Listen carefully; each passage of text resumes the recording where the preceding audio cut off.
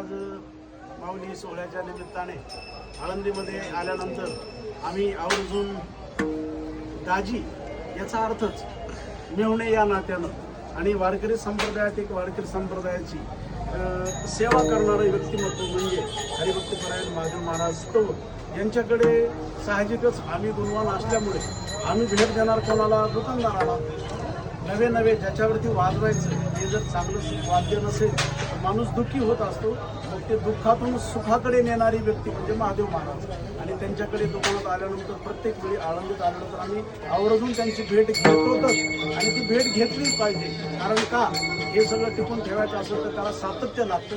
सातत्य असेल तर प्रेम वाढत चालतं.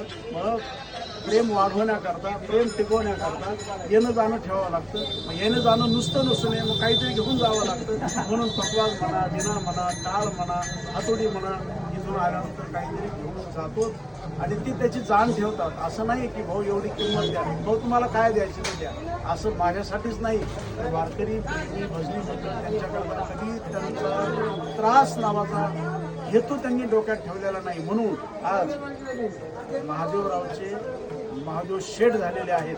त्यामुळे आम्हाला त्याचा आनंद आहे.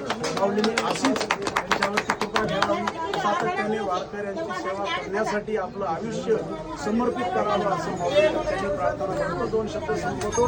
रामकृष्ण आहे.